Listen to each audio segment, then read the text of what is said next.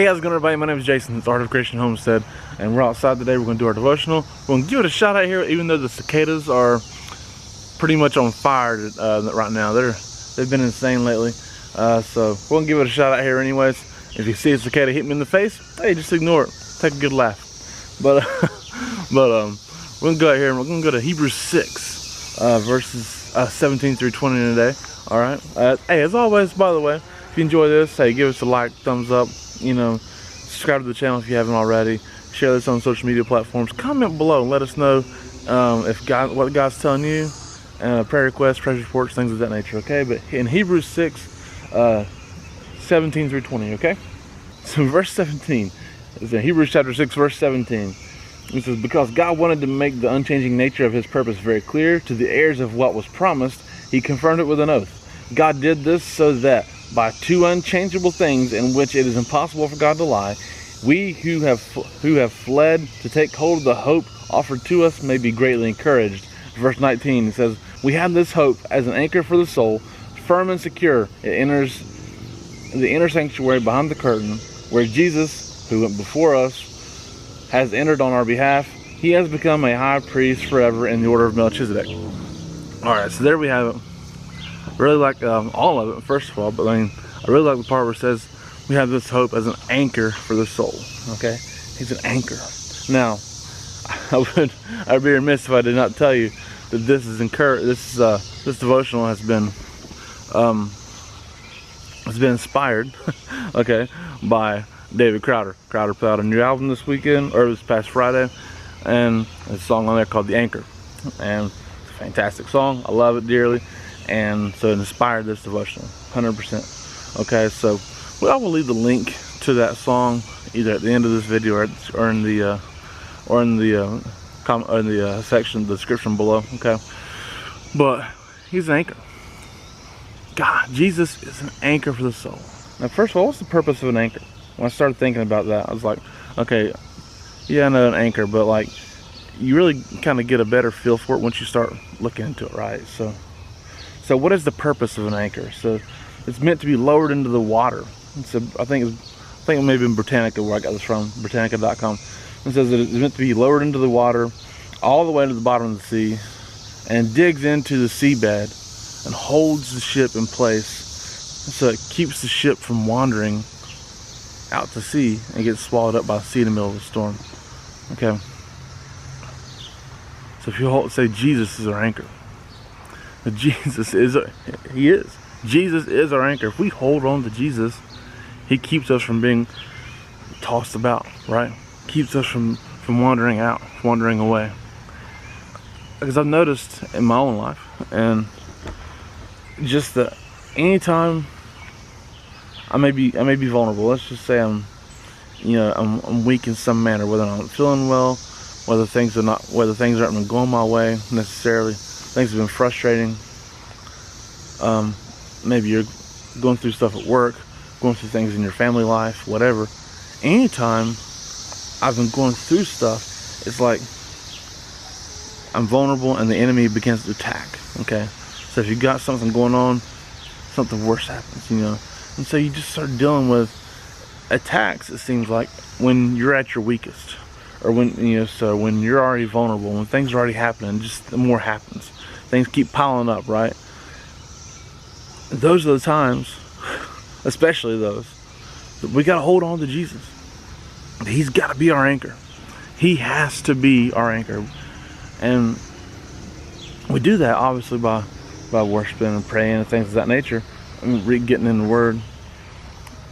But He's got to be the anchor, and He does anchor us. He keeps us from wandering out, because honestly, those times as well, if we don't do that, then we become subject to sin. Just being real with you, you become subject to falling into temptations and doing different things, because you've already been weakened, you've already been beat up, and you're looking for some form of relief, some form of comfort, some form of pleasure sometimes, because you need something. You feel, your body feels like you need something, your mind feels like you need something, you feel like you need a break, a relief, a stress relief, we'll say. and some people look to alcohol, or getting drunk, and different manners of pleasure seeking sin, right? To do that, because they I just need a stress relief. I need to release all this stress somehow or another. I gotta just let it all go. Well, just let it all go with Jesus instead of in sin. All right, that's a big thing right there. Hey, look, cicada, told you. But so let it all go. Let it all go. Jesus, He can be your stress relief, right? Honestly, like, I go through stuff anymore, and it's like, and I just start, and a lot of times if I'm at work especially, I'll start singing. I don't care. I'll put on music and I'll start singing. Of course, I have a job where I can do that, but I mean, that's the stress relief. That's that pressure relief valve that I can go to, and that helps me out. Now, it doesn't mean I'm always perfect in that. I'm not, but when I do that, it helps me so much, right? And so, but we got to hold on to Jesus. We have to hold on to Jesus. James 1:12, it says, "Blessed is the man who perseveres under trial, because when he has stood the test, he will receive the crown of life that God has promised to those who love Him." And the King James says, "Who holds steadfast." Instead of perseveres under trial, it says, "Hold steadfast." It's the same thing, right? You got to hold on, persevere, stay where you're at, stay put, stand firm in the faith, as Paul wrote a lot. You just got to hold on and stand firm. And understand that we got to keep our feet grounded. We got to stay right where we're at.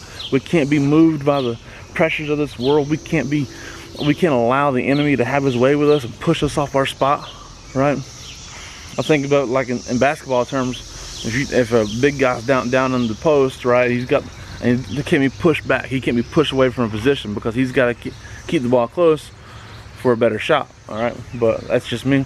I'll think in sports terms a lot of times, but you gotta hold on to your spot. You gotta hold on to that spot. Hold on to your faith. Hold on. Stay with Jesus. Keep sticking with Him, even when things don't seem like they're going your way. You may feel like, hey, things aren't going my way. Why am I going to stick with Jesus? He's not sticking with me. Well, that's just a bunch of junk, because He is.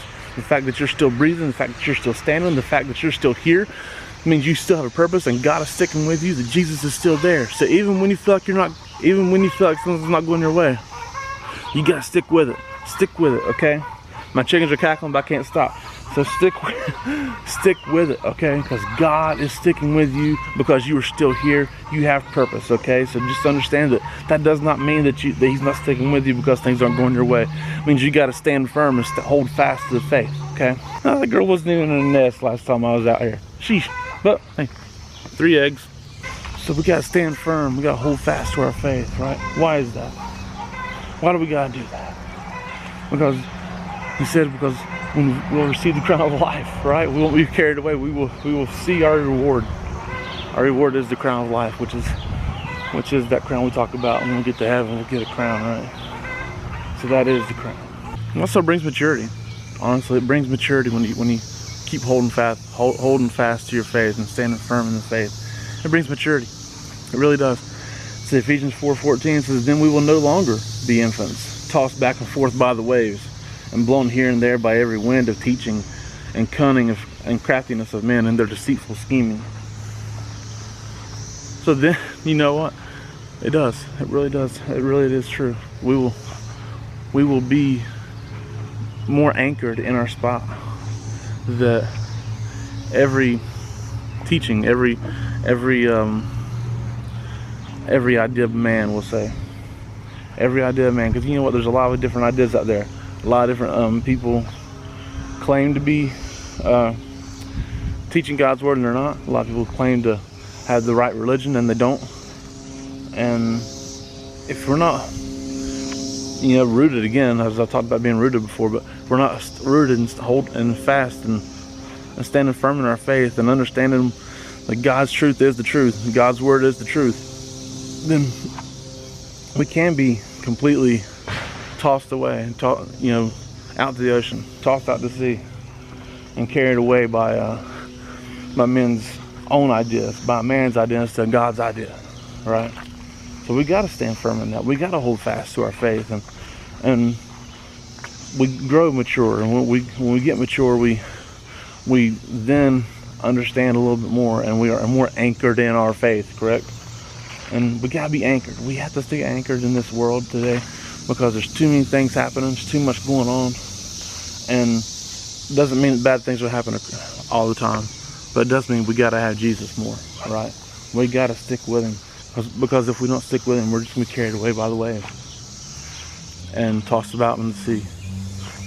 And when you're out there wandering on the sea, and swallowed up by them waves, that's not fun. But then the only way out again is cry out to Jesus. He is the anchor for our soul. So I appreciate you guys bear with me for a few minutes today, listen to the ramblings of a Blue Ridge boy. but I do thank you guys so much for hanging out with me for a few minutes now, and I appreciate you guys watching. We love you guys. Again, keep us comments below. We're praying for you. I'm praying for you daily, okay? And so just pray that the Lord blesses you today, and you stay anchored. All right, stay anchored. We love you guys. God bless you, and goodbye.